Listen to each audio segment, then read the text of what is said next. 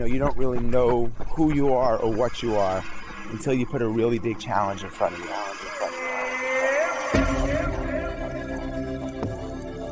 Fear is an asset and ally here to help you be magnificent.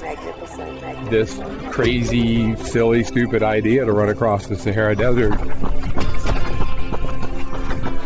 You did make it this time, but you said if you didn't make it, you would try again and again. Everybody's connected to nature, connected to music, to their families, and now we're going to build a world that doesn't have racism and war and starving kids. I kept telling myself, run at me, and just keep smiling.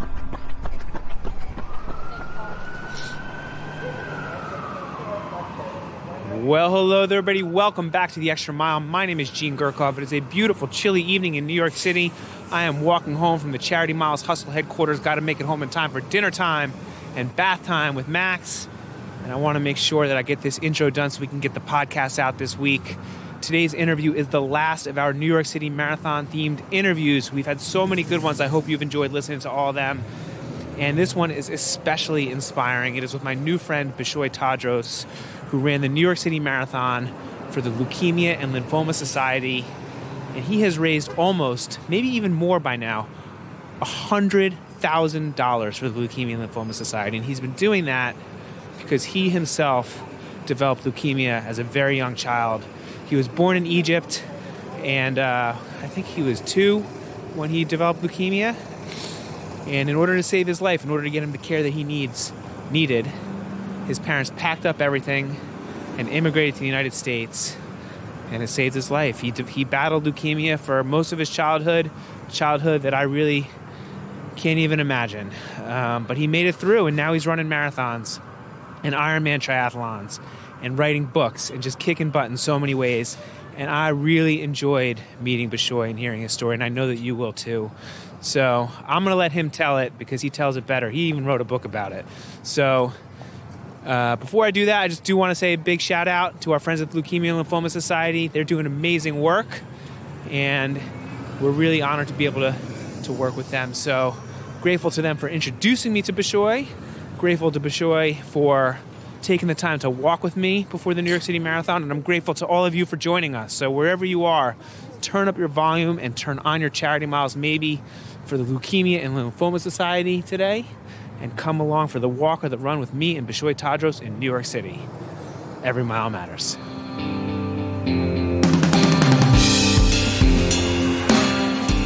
Well, hello there, everybody. Welcome back to The Extra Mile. My name is Gene Gurkoff. It is a beautiful and chilly, thankfully, Friday morning in New York City. It is the Friday before the New York City Marathon, which means it's a rest day. And I am walking with my new friend Bishoy in Stuytown. He came out to my neighborhood because when I heard about Bishoy and the fact that he was running the New York City Marathon and I heard his story, I just had to interview him on the podcast. He's got an incredible story which he's going to share with us. And so, Bishoy, thank you very much for joining me early this morning. Thank you for having me. Can you describe for our members who are hopefully walking or running along with us right now where we are, what it looks like, what it feels like? Sure. So we're walking down a beautiful path here in Stuytown.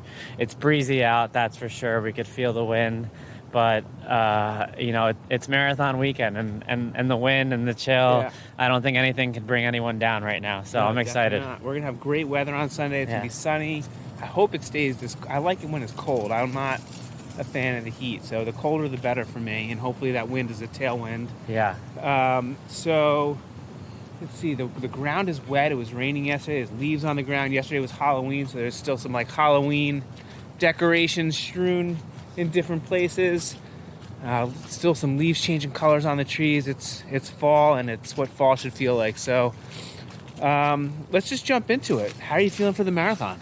I feel good. I'm excited. So this is my 3rd marathon, and the way that I've kind of thought about it is the first marathon you do, you just want to make sure that you can run 26 miles and come out alive.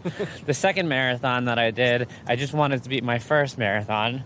And now, coming into my third marathon, I'm competitive. I have an edge right now, and I'm looking to come out hot. Time that you're looking to do? Yeah, I want to run sub 4 for this marathon, and I think I'm on pace to do it. So awesome. I'm excited. How's your training been?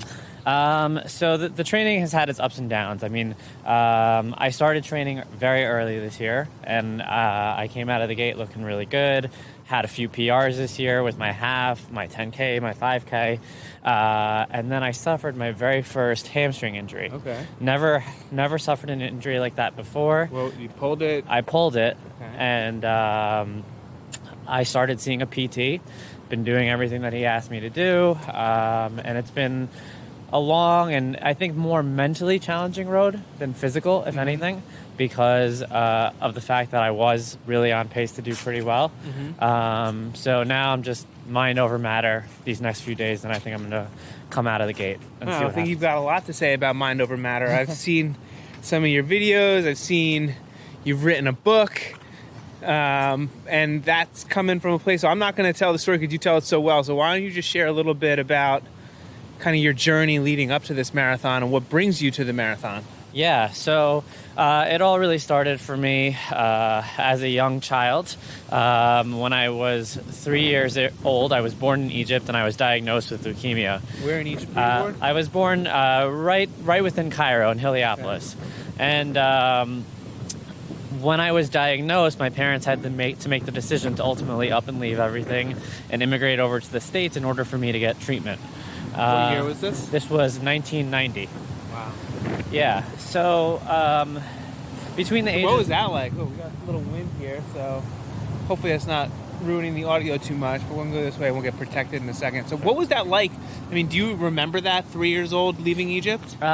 So most of my memory goes to my very first year in the States. So I was about 4 years old, and I talk about that in the book, about how from the very onset of immigrating and dealing with what I had to deal with as a leukemia patient, I knew that I didn't fit in at a very young age.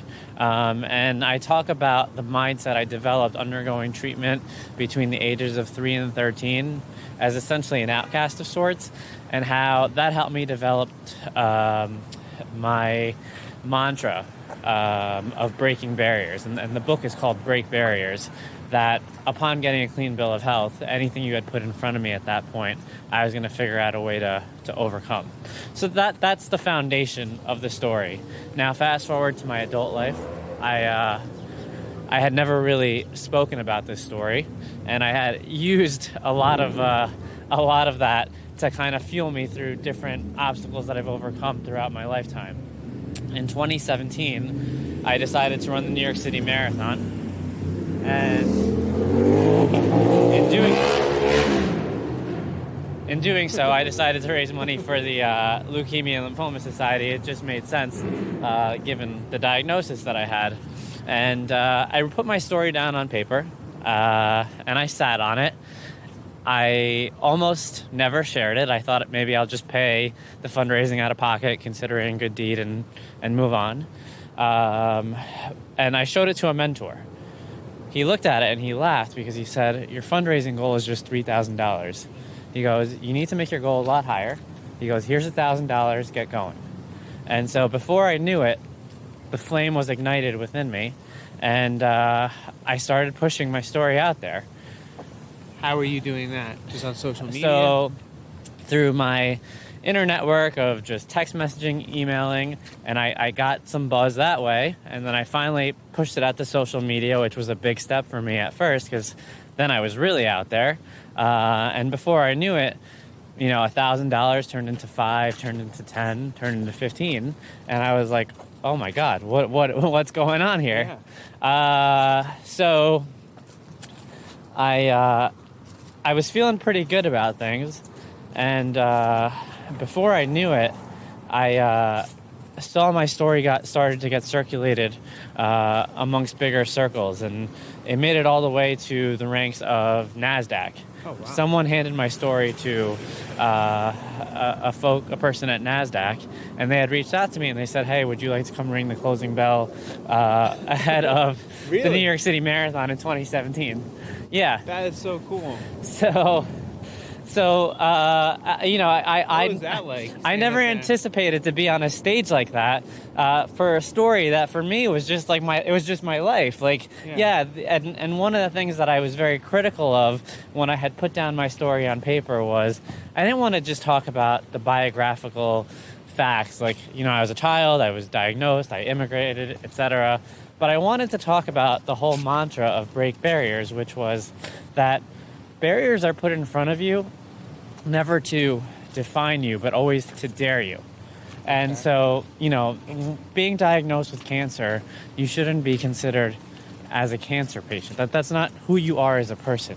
Who you are as a person is a person that that battles cancer, is the person that keeps his head up in spite of the diagnosis, that looks forward as he's going through treatment. How did you come to that perspective? Did you have that perspective as a kid? Did your parents tell you that? Did you have counseling when you were going through your treatment? Because you had it from 3 to 13 you had this, right? Yeah, so I was undergoing different rounds of chemo and radiation, and what happened was I would get a clean bill of health and then I would have a setback. When I was 13, I had brain surgery. And I talk about how this mantra came about more so from my own personal experiences of constantly realizing that no matter what I was doing, I just couldn't fit in.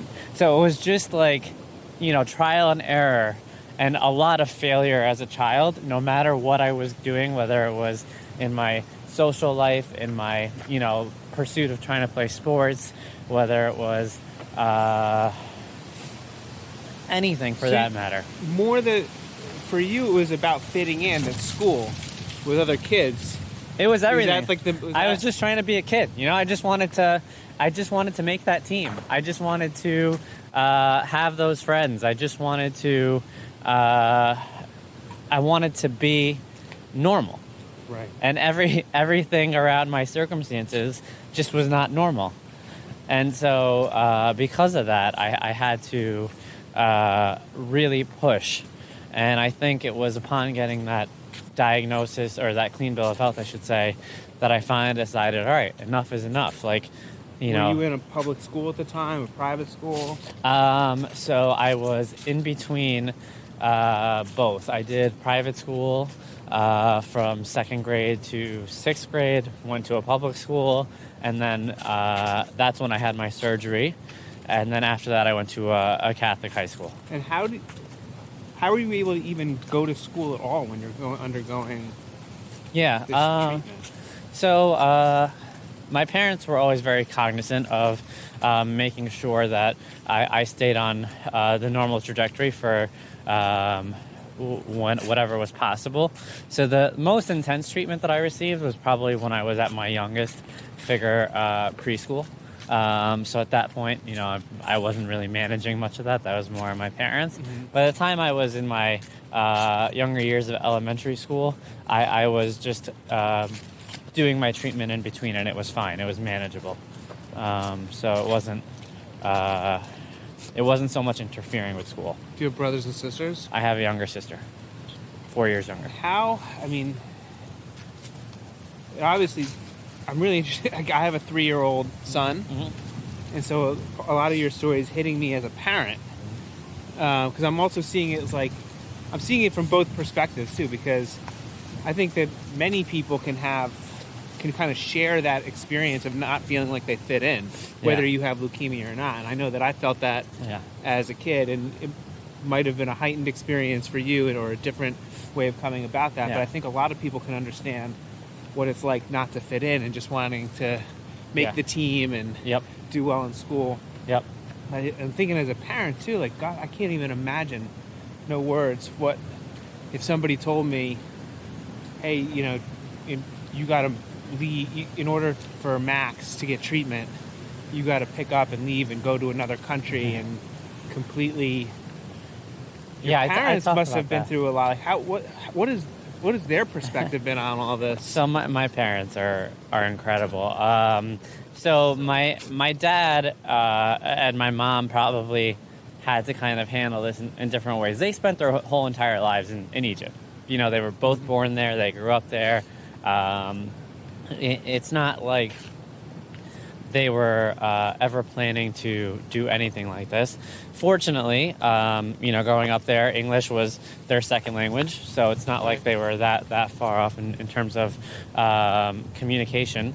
But my dad was, upon diagnosis, he knew what he had to do, and so it wasn't really much hesitation on that front.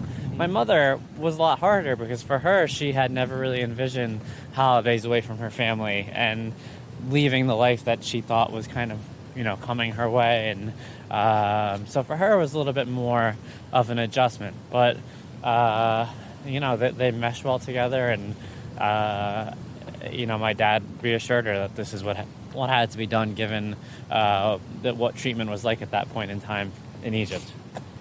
So coming back to kind of what you said about, fitting in at school, were the schools, I look at a lot of schools today, thankfully, I can see how they make an effort to make children with different things going on in their lives feel comfortable and feel accepted, which I think is great. And obviously not every school, but I see a lot of it going on in the schools around us. And were the teachers trying to help you?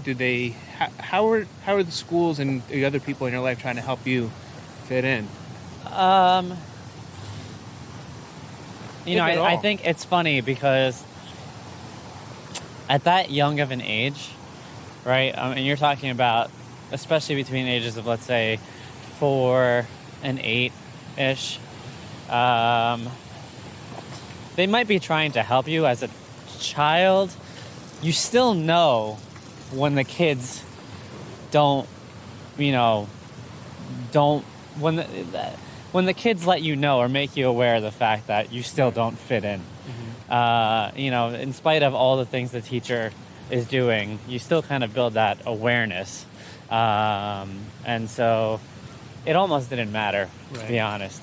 And so at that time, were you telling yourself this mantra, like, break barriers, or did that come to you with at that maturity? point in time, I was battling, I guess my own, if you want to call them demons, at the age of 5. Sure. I wouldn't really go that. But it was more like just more trying to figure out what is going on and why am I here and how did this happen. It's not like I really understood my diagnosis. I didn't. Right. So at that point, it was more just there's a reason why I keep stumbling, and at some point I'm going to figure out why. And so that your last surgery was the brain surgery when you were 13? Yeah. Thank goodness. And then you never told your story. You said. Yeah. So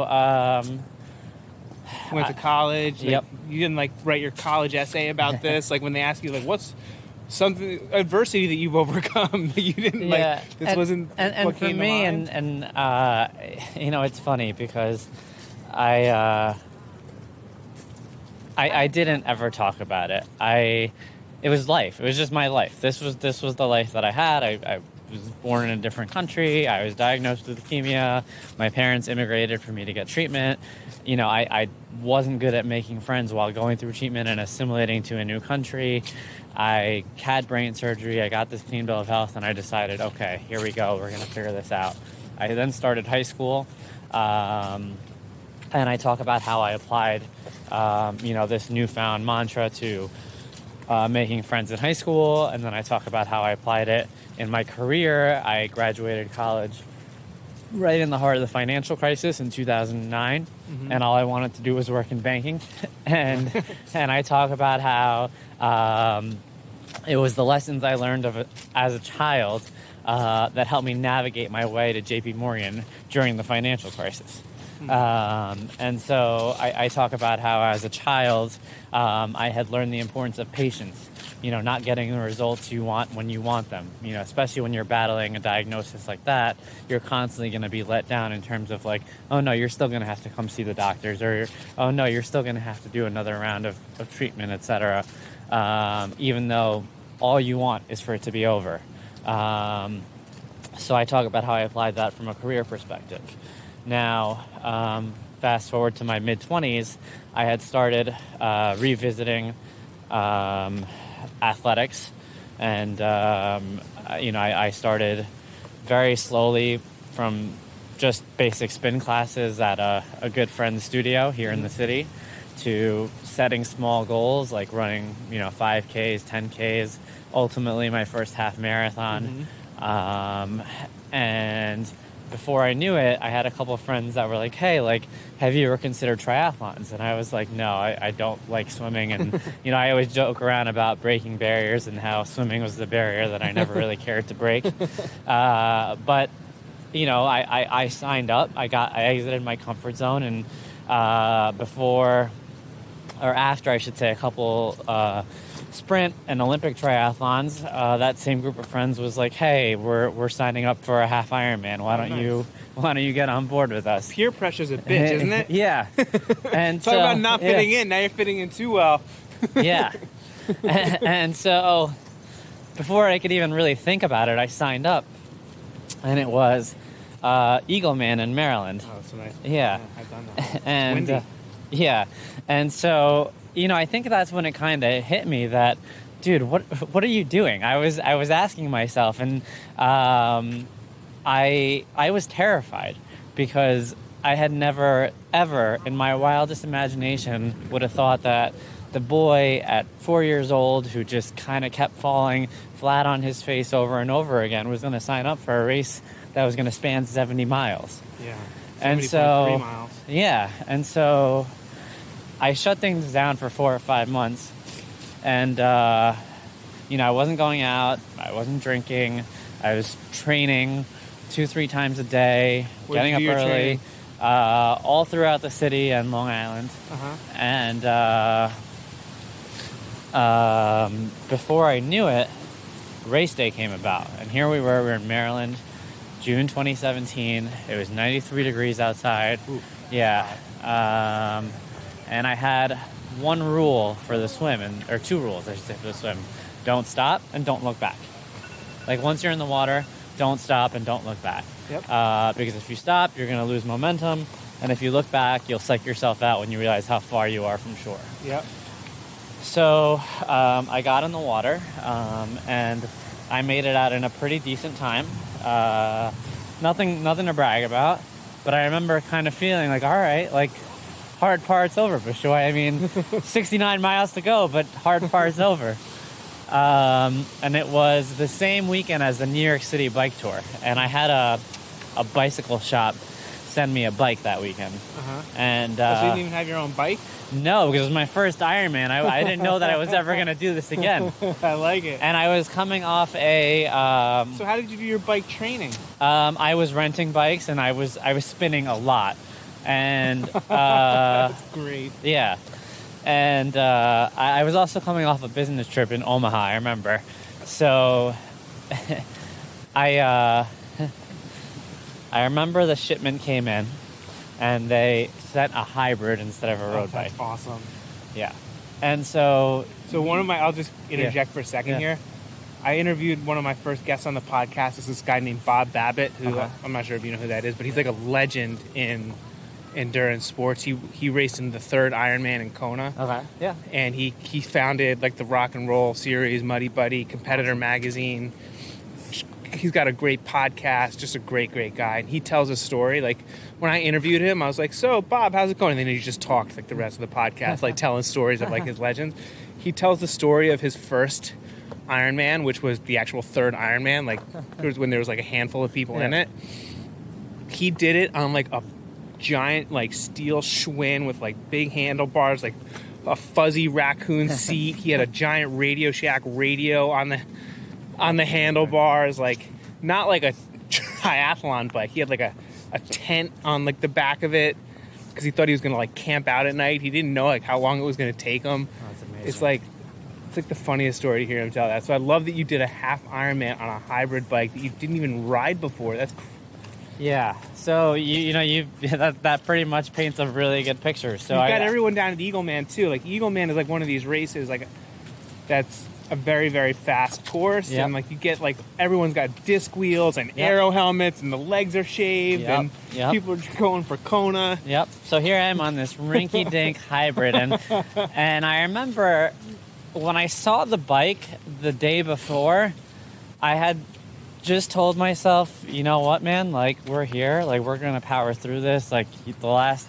5 months, you know, that's where you put in the work, and race day is the easy part. Like I just kind of only gave myself positive reaffirmation on this.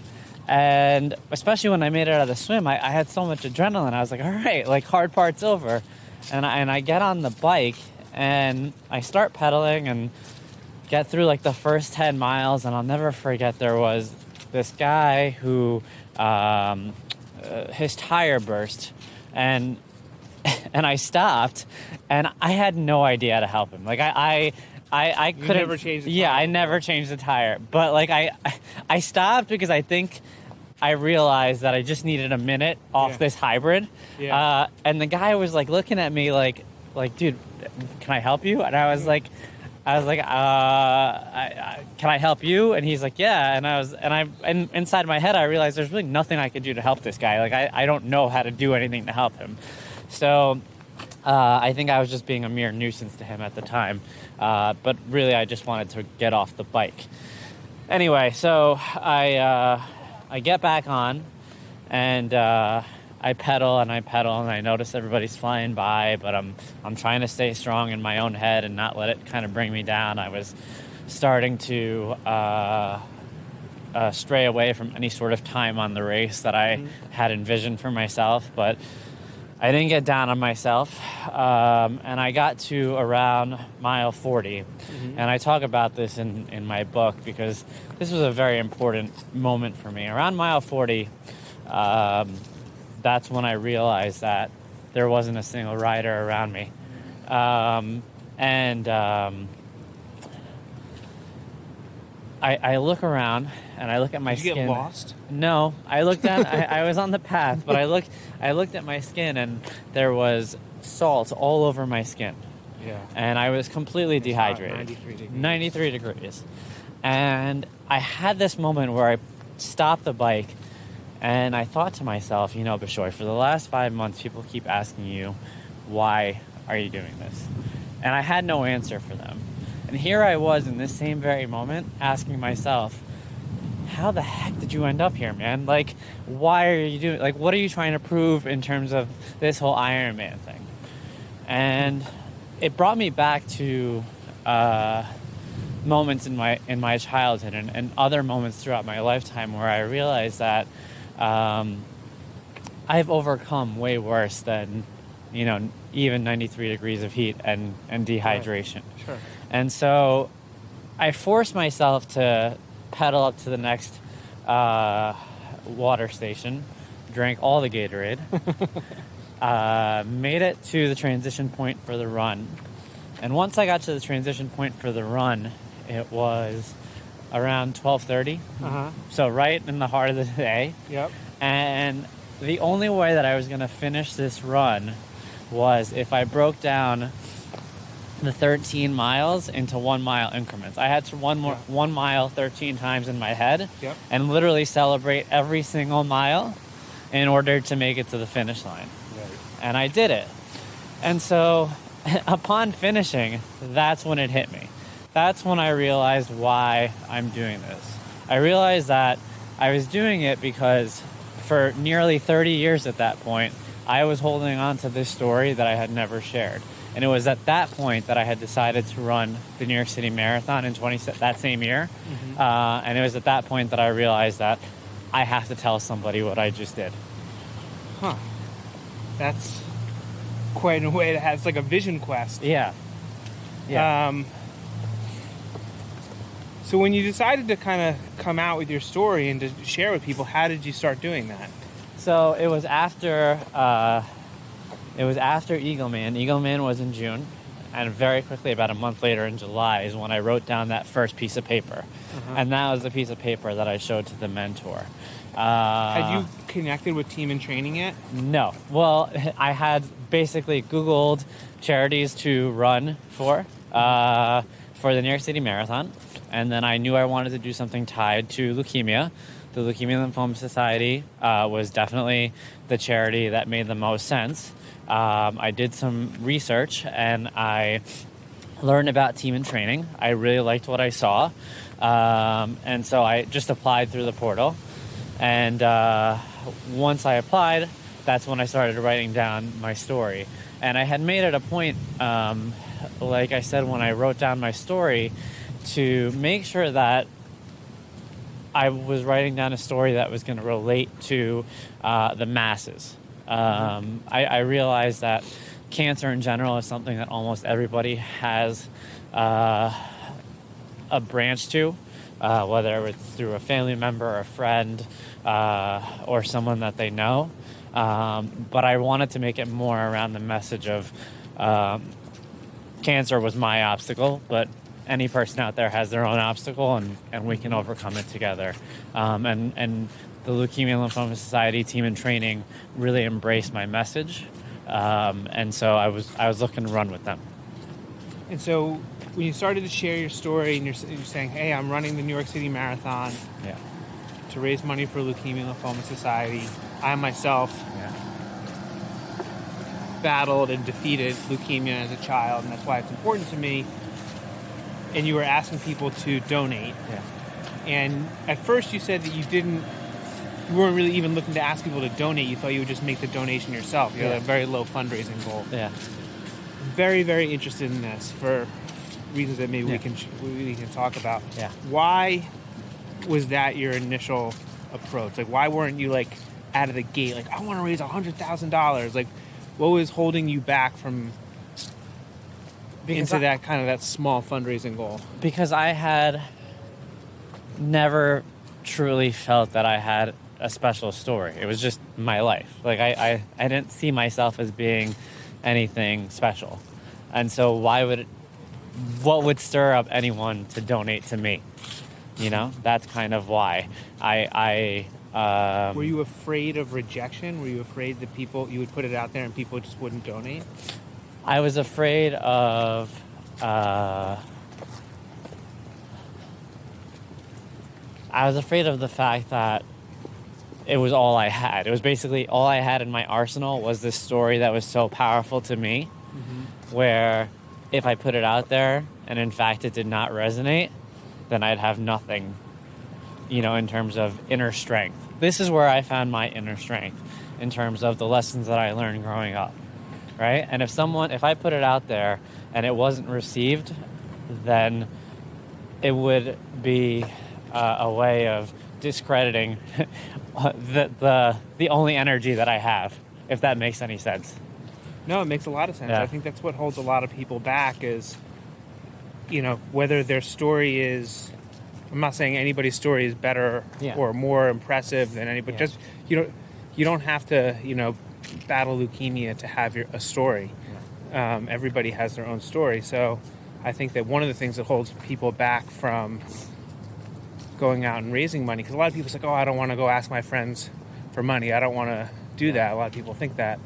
I think a lot of it comes from like a fear of asking and being rejected. Like the same fear that you fear as a teenager when you're going to want to go ask a girl on a date. Yeah. It's like you fear you would do it, but you're afraid of being rejected. Yeah.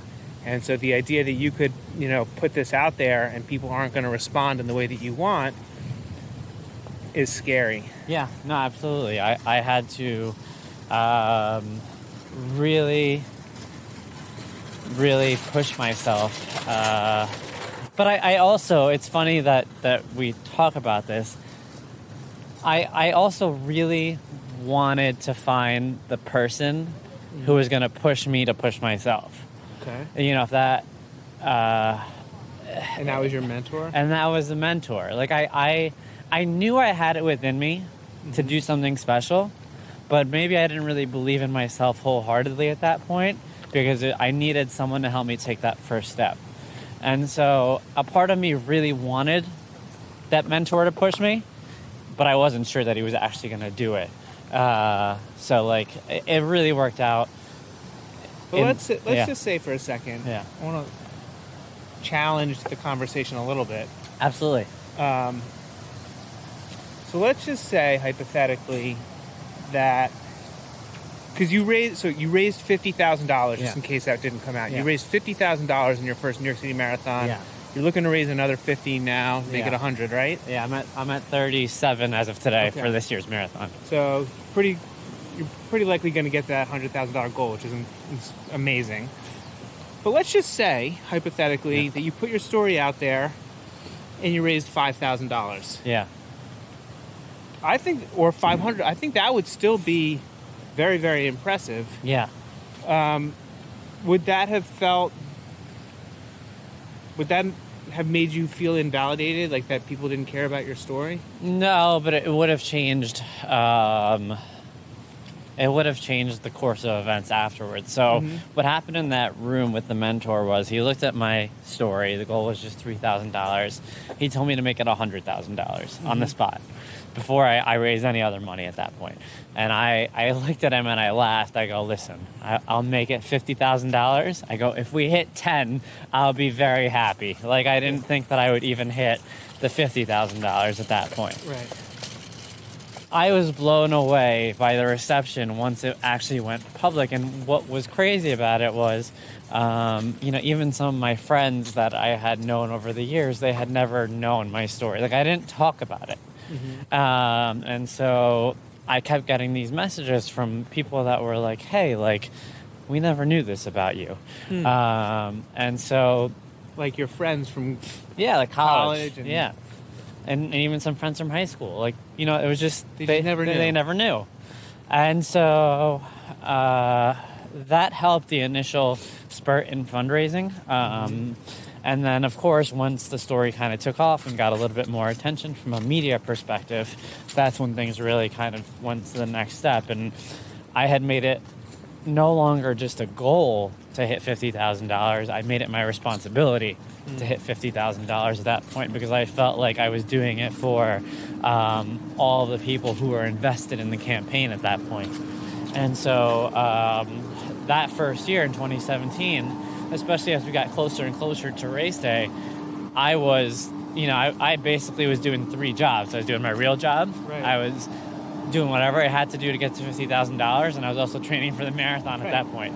And so it was that shift from just a goal to a personal responsibility that was a critical moment.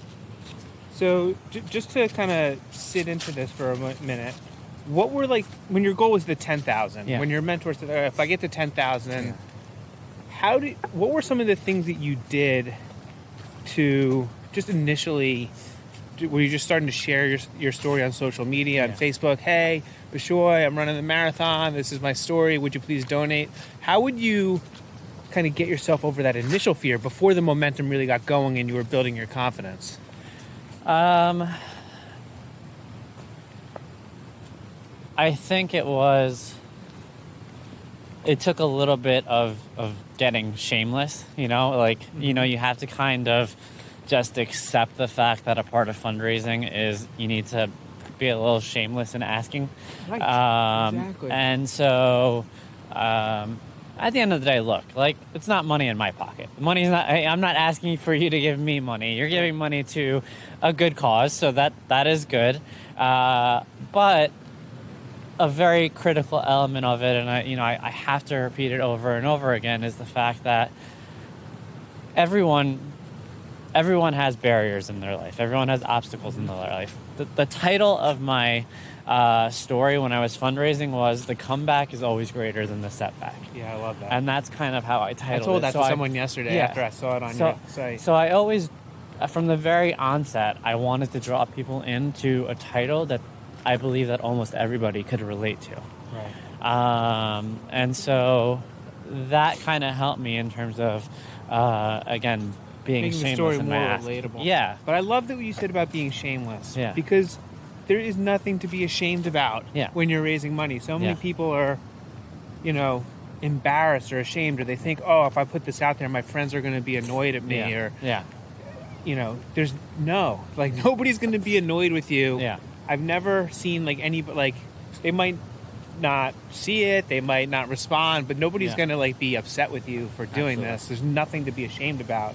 And you have to get shameless. You have to get shameless. Actually, when I first started getting involved in raising money for Parkinson's disease, one of my grandfather's friends who also had Parkinson's, Ed Levy, great guy, he was like, look, the worst they can do is say no. He's like, I just ask. And the worst they can do is say no. And it doesn't matter. Like, it's not going to hurt our friendship. It's not going to make me not like them. It's not going to make them not like me. The worst they can do is say no. Yeah, absolutely. And that's it. And it's not, and you don't have to make a big deal about it in your head. Absolutely. But I love that. So you got Shameless, you got your story out there, you got some momentum, and now you're going to raise $100,000 for Team in Training, which is phenomenal. So let's bring it back to the marathon real quick. Yeah. What are you going to be telling yourself on the Verrazano Bridge on Sunday? Well, the crazy thing is that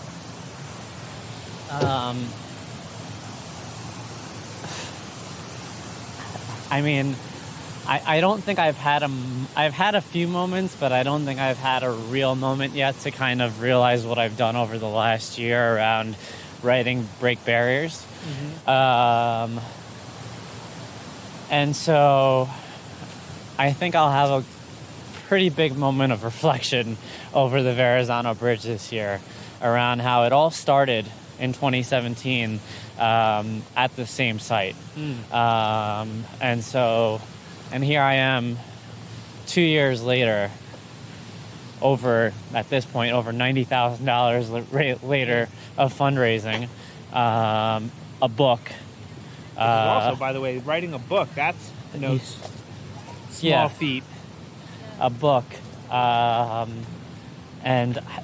just so much more than I ever envisioned in terms of personal accomplishment that I honestly can't tell you what it's going to feel like. I can just tell you that I'm so jacked up for it, and I can't wait. What do you have a certain you have your mantra that's helped you through life? Is that the mantra that you fall back on mile 21 when things start going south, or do you have a certain mental game plan for those later miles? Or So you're just gonna see what happens. I talk about this in the book, and I told you about how I started out doing spin classes, as just a foundation for finding my athletic wheel as an adult. So in those very first days in the spin studio, there was an instructor, and her name was Diane, and she had always repeated the phrase, I can, I am, I will. And I talk about my very first half marathon, mile 10 to 13. I just kept repeating that to myself. I can, I am, I will. And how that helped me carry through. And so historically since then, she's just always been in my head in those darker miles. Yeah. I think she'll be there, just going forward. So that's definitely one of the things that I'll be doing. Is there anything that you're curious about in this marathon? Like anything that you're kind of unsure about and looking to test and discover? Well, because I'm coming off this first injury, I'm interested to see how I do in terms of pushing myself in case any sort of strain comes about. But otherwise, no, I'm really looking forward to having fun, and I love this city. I love this race. I love the atmosphere. I'm a big holiday guy, and I don't really know where the marathon ranks in terms of holidays. I was like, Christmas, Thanksgiving, the marathon. It's up there. It's definitely top 5. Yeah. It's my favorite day of the year, personally. So I'm very, very, very excited. That's awesome. Well, I'm wishing you luck. I'll be there on the Verrazano with you. Hopefully I'll get to see you in the race. You never know. I always end up bumping into people when you're running. And wishing you the best of luck. So grateful, by the way, for what you've done for Team in Training, which is an amazing charity. And grateful that you've taken the time on an early, chilly Friday morning before the marathon. We probably walked a few miles here today. Love it. Around the Oval in Stuyvesant Town. Grateful for you coming out and sharing this with us. And grateful to everybody out there who's hopefully walking or running along with us right now. If you're moved by Bishoy's story, Go check them out. Put some links in the show notes. Make a donation to Team in Training. Do some charity miles for Team in Training.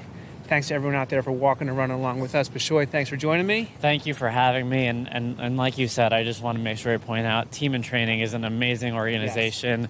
Yes. They do a lot of work for the Leukemia Lymphoma Society, and I'm extremely grateful to be amongst that group of people. Definitely. So I'll be doing some charity miles for them later today when I walk over to the expo. Thanks, everybody. Every mile matters. That was great, Bishoy. Thank you, my friend. Appreciate it.